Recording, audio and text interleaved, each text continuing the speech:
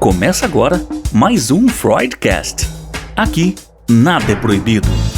Vamos falar de angústia, sexualidade, maternidade, pânico, remédios, síndromes, fetiches e tantos outros assuntos que envolvem nosso inconsciente, só que, desta vez, quem vai sentar no divã são as neuroses e não o paciente.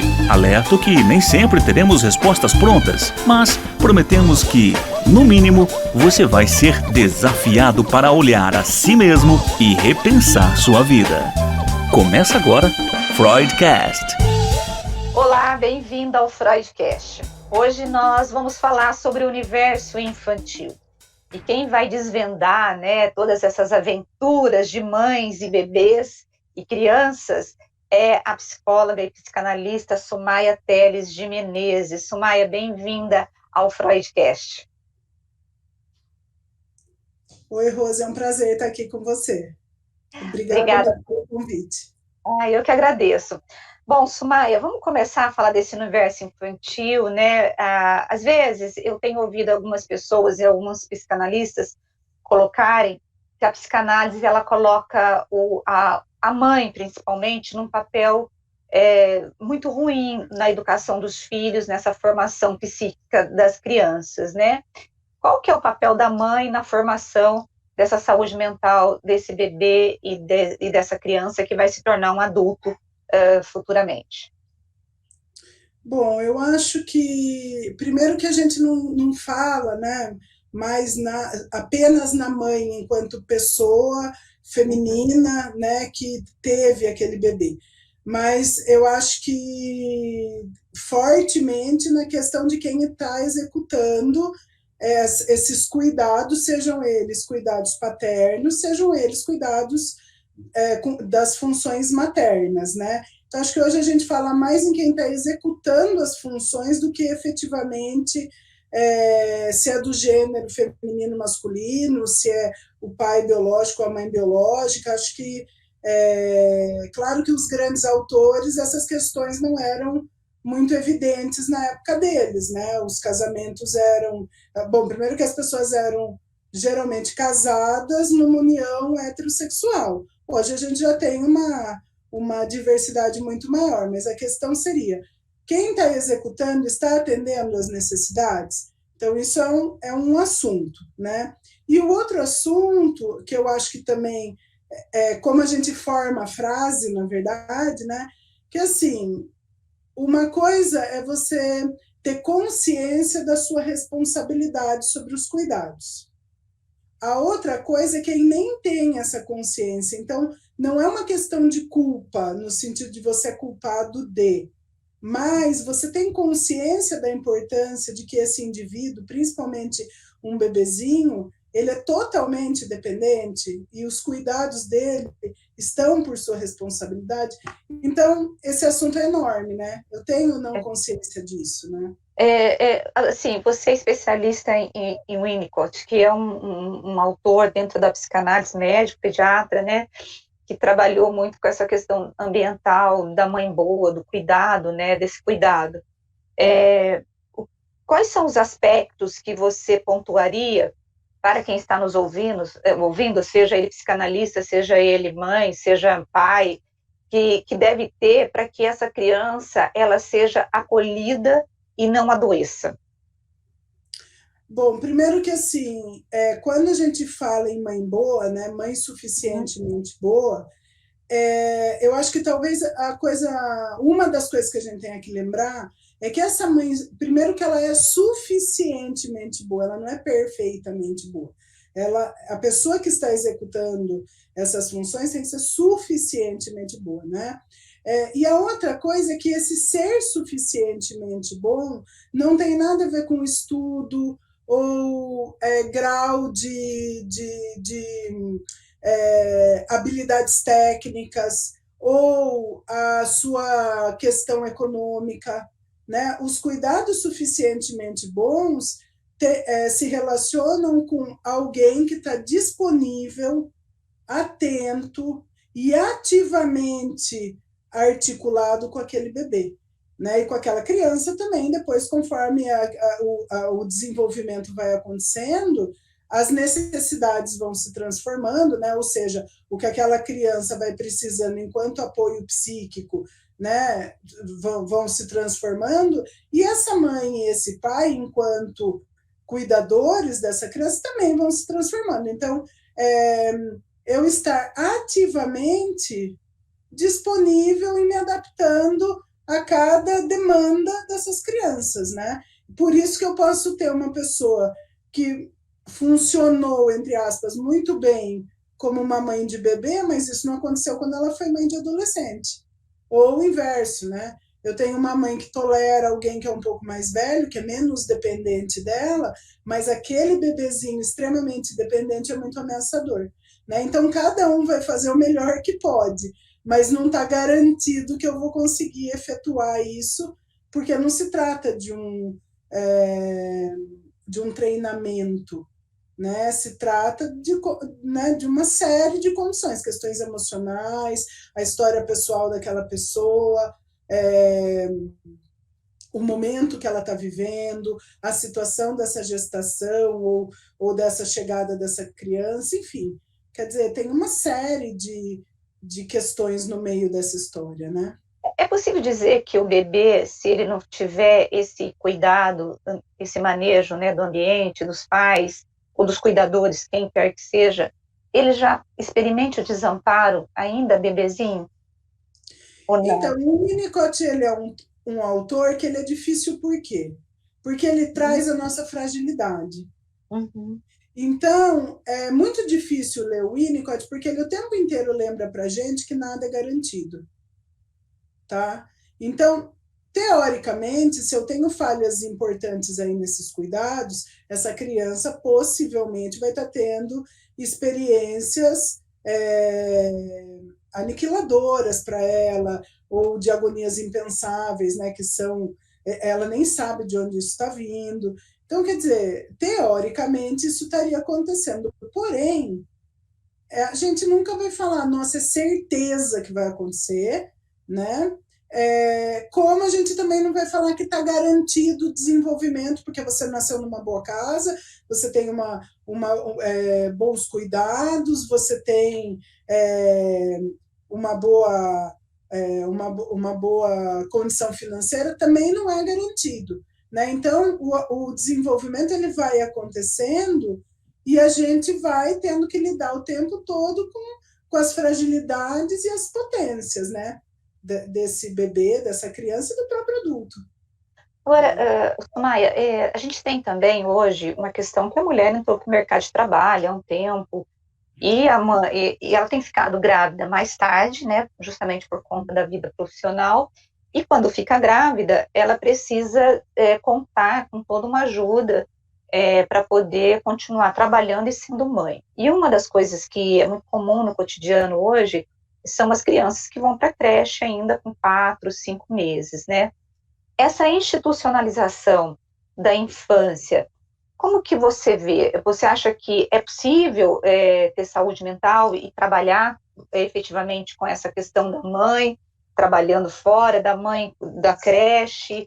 Como que esse bebê, ele experiencia, né? Porque, de repente, ele está ali os 6 meses com a mãe o tempo todo. De repente, ele é mais um no meio de 10 crianças com uma monitora para cuidar, né?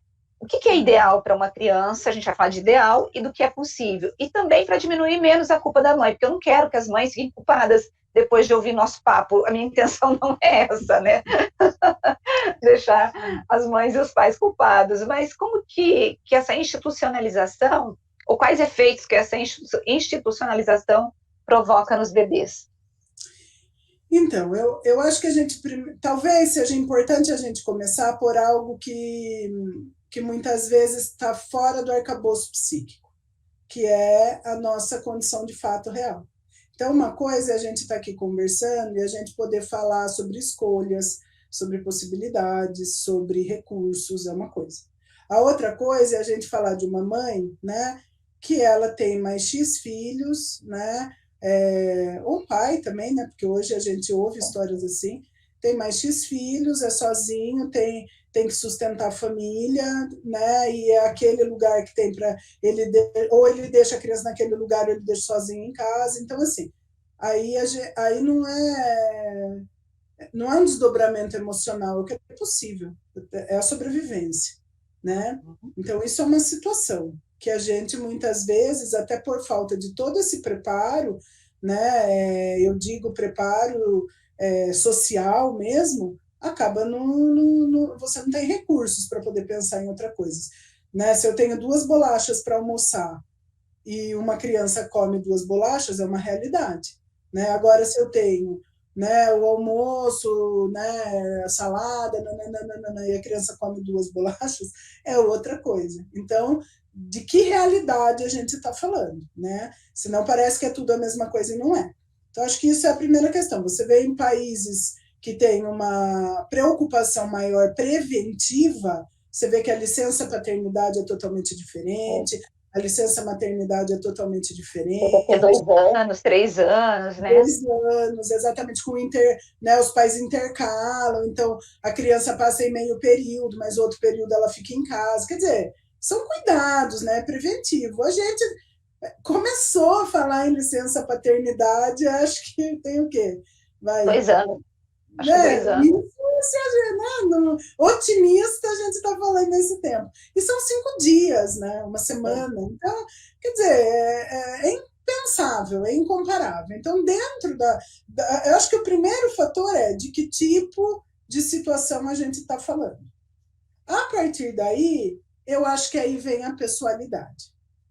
O que eu estou querendo dizer com isso? A condição de cada, vamos chamar aqui de mãe, tá? Mas a gente entendendo que é quem está executando mesmo essa função, a capacidade dessa mãe de estar disponível e atenta para essas necessidades. Então, eu posso ter 5 escolas, mas de alguma maneira, uma me chama mais atenção do que a outra, né? Eu vou organizar o meu horário para que eu consiga pegar o meu filho tal hora e não tal hora, né? Eu consigo organizar minhas atividades. Então, veja, não é que a mãe vai deixar de fazer nada, até porque ela precisa voltar às atividades dela, né? Principalmente depois dos 5 meses da criança, mais ou menos, é necessário que a mãe tenha aí um afastamento. Agora, a qualidade desse afastamento depende da minha qualidade de cuidar dessa criança, tá? Então, às vezes, a gente vai e tem uma escola super adaptada, nossa, de revista, mas você não se sente bem ali. Possivelmente não se sente bem porque aquelas pessoas talvez não te tragam a confiança naquilo que para você faz sentido. E você acha um outro lugar, talvez não tão bonito, mas que tem pessoas vivamente interessadas na criança, né? Que você vê o ar é diferente ali, a forma do trato. Então, veja, essas peculiaridades têm a ver com as nossas possibilidades naquele momento, com aquele filho, né, de estar atenta a essas coisas. Né? Claro que não basta ter 10 minutos com o filho, eu tenho que ter tempo também com o filho. Mas como eu vou usar esse tempo? Né? Eu acho que uma coisa que, infelizmente, está muito na moda é que, às vezes, a gente faz checklist, né? Então, eu tenho que conquistar isso, conquistar aquilo outro, e um desses checklists é filho. Daí, não tem nada a ver com os cuidados, porque eu nem sei, aquela pessoa talvez não faça sentido para ela ter um bebê. E tudo bem, né? Tá tudo certo. Mas às vezes a exigência social, a exigência da família, né? Os próprios valores de que, né? Ai, tem que ser assim. Então, às vezes esse bebê não chega enquanto um desejo verdadeiro. Né? É isso que eu ia falar, desejo, porque tem que ser desejado, né? Às vezes não chega, às vezes é uma gravidez que não é desejada, não é planejada, mas ela se torna parte super importante da vida daquela família. Né? Então, não é bem engravidei, planejando ou não, que vai fazer a diferença, mas o que aquilo te traz? Às vezes é uma gravidez super desejada, mas sei lá, né? Vamos pegar os tempos modernos, né? Super desejado, mas o companheiro morreu de Covid, a mãe morreu de Covid, quer dizer, a coisa se torna né, de outro tamanho, né? Agora, o Sumaia, por exemplo, tem uma coisa assim que os pais sempre falam, né? Você tem crianças e crianças uma diferente da outra, né? Uma não se parece nada. Mesma criação, os pais falam, é mesma criação, mesma educação, e eles são muito diferentes. Crianças são únicas, né? São indivíduos, né? O que a psicanálise traz sobre essa diferença entre os bebezinhos e as crianças quando recebem essa mesma educação que os pais falam? Bom, primeiro que eu vou me limitar a falar do Winnicott, né? Sim, Ressalvas sim. ainda, né? Porque Uhum. existem leituras e leituras do próprio Sim. Winnicott, mas eu acredito que dentro do que eu entendo do que o Winnicott fala, pode ser o mesmo pai, a mesma mãe, a mesma casa, o mesmo bairro, a mesma escola, mas os momentos são totalmente diferentes, né?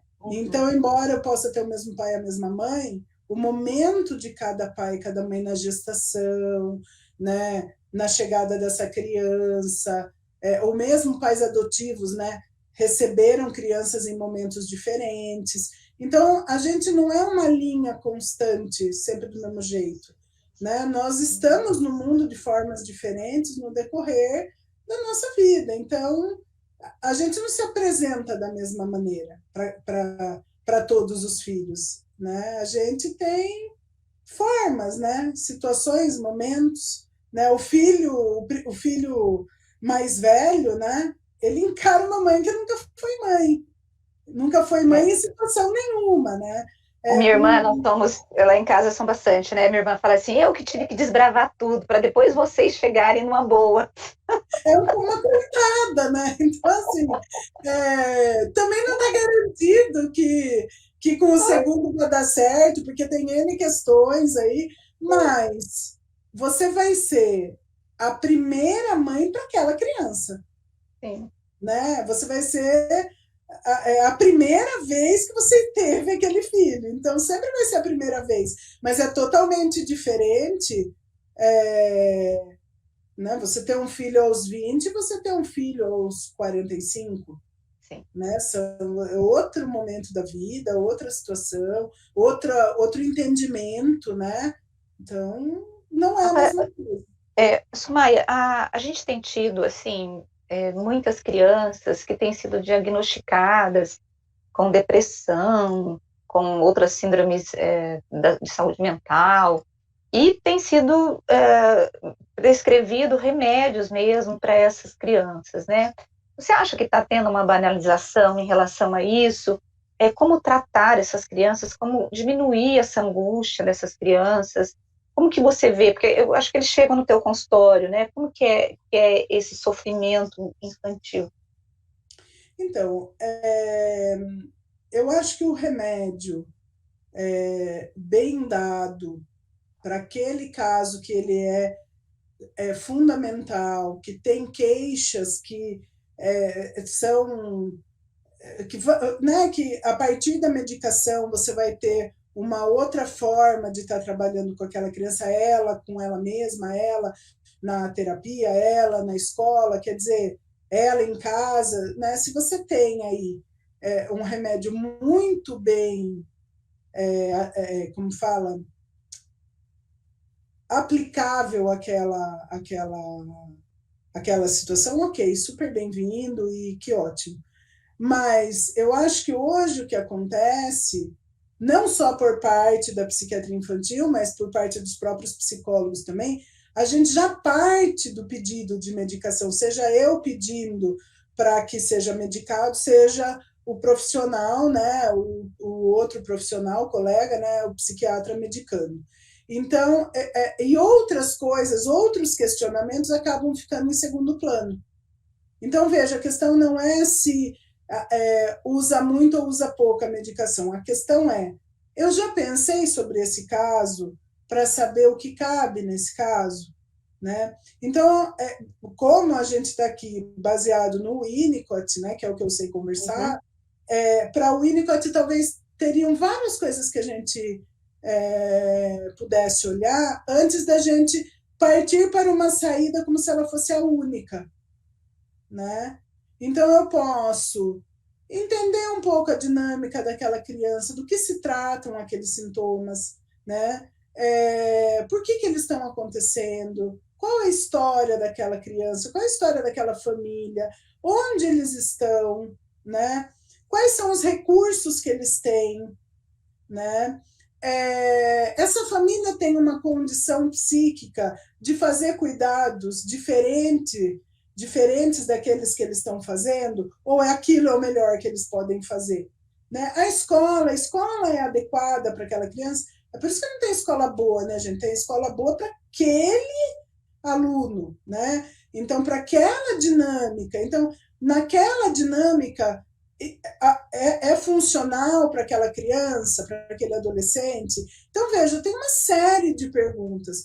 Então, se a gente já vem com um rótulo, né? É depressão, é pânico, sei o que mais, né? Que tá, né? TDAH, TDAH. né? Nossa, TDAH é um negócio assim que banalizou, né? Todo mundo tem TDAH. Uma vez eu ouvi um médico falando o seguinte: olha, se tudo isso de TDAH existisse, a gente teria que inventar uma outra espécie, né? Porque a humana já, né, tá com muito, né, muita patologia. Então nem combina, né? Não dá, a gente não pode ter um traço de patologia tão acentuada dessa em porcentagem, né? Então, eu acho que tem N perguntas a serem feitas, inclusive sobre o diagnóstico, que daí sim vão trazer possibilidades de cuidados assertivos para cada caso, né? Que Você sim, acha?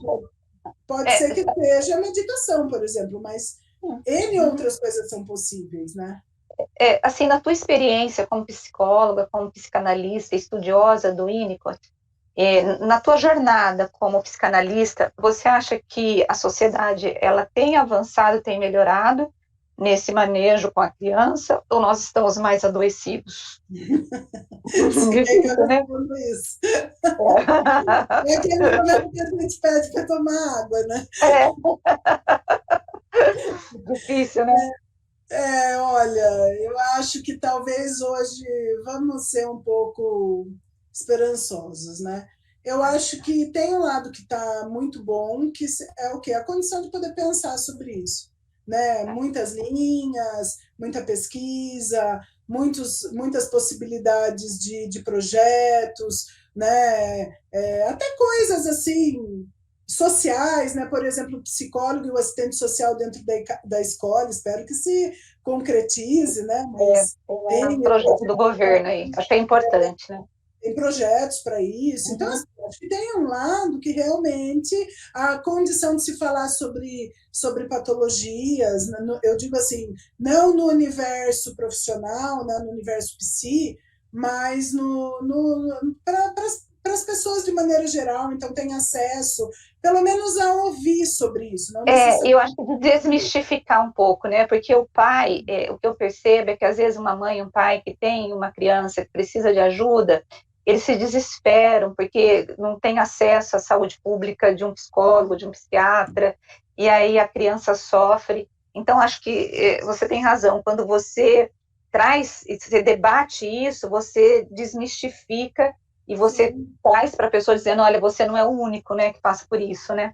Outra coisa, hoje a gente tem instrumentos, né? Tipo Uhum. CAPS, né? CAPS Sim. infantil, CAPS AD, CAPS, CAPS 2, CAPS 3. Então, quer dizer, hoje a gente tem uma série de recursos que não se falava antigamente, né? Então, eu acho que nesse quesito, né, uma estruturação, uma aproximação com a sociedade, e cientificamente também poder, né, ter um avanço nesses estudos, eu acho fantástico, acho que está tudo bem.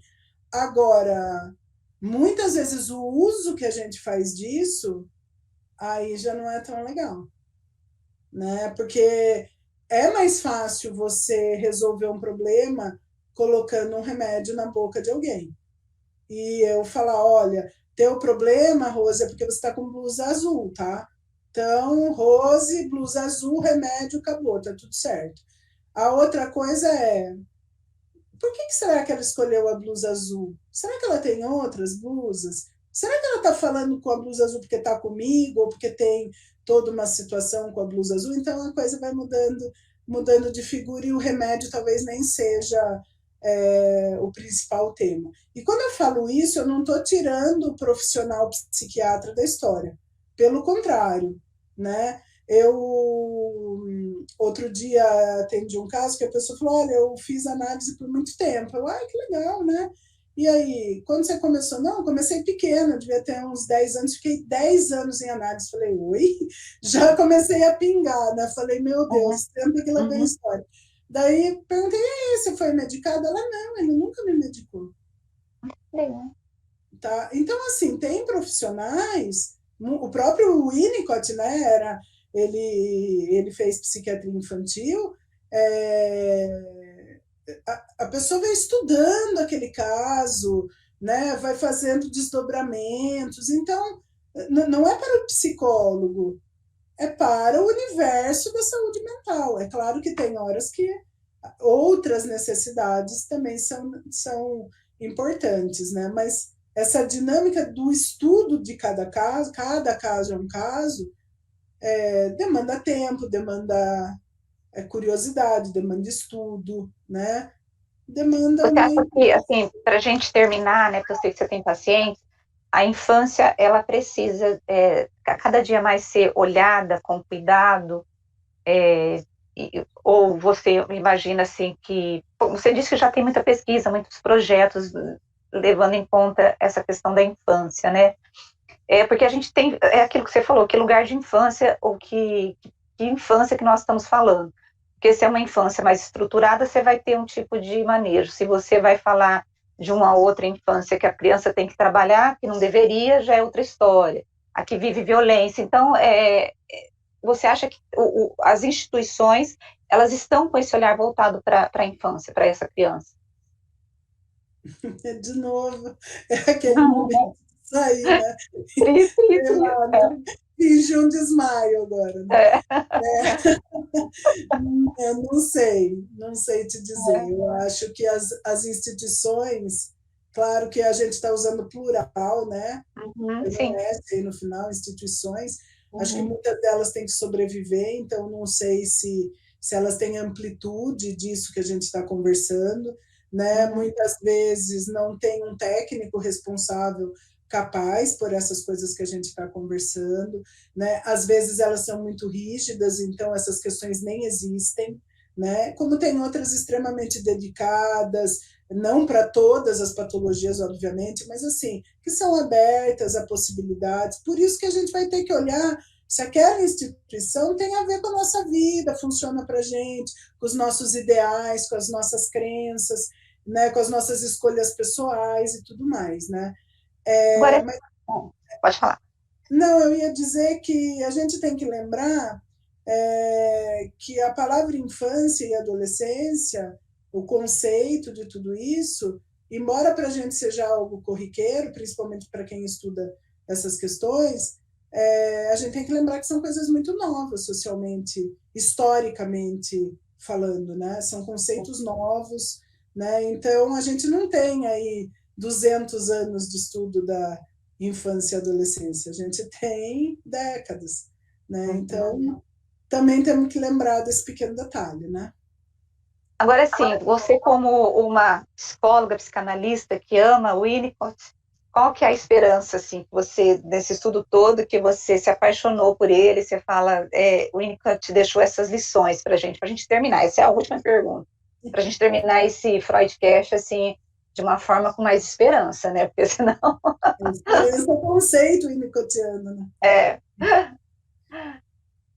e qual que seria uma coisa, assim, que você ressaltaria do estudo do Winnicott em relação à infância mesmo? Eu, bom, é uma boa pergunta, né? Mas eu acho que se eu tivesse, né, como eu tenho que escolher uma coisa, Uhum, eu acho que eu vou falar daquilo que eu disse no início. Acho que o Winnicott não é um pensador determinista. Então, veja, não é porque uma família tem problemas, ou uma criança, um adolescente, um adulto, seja lá quem for, né, tem questões importantes, que se a gente não se debruçar sobre isso, que não pode ser transformado.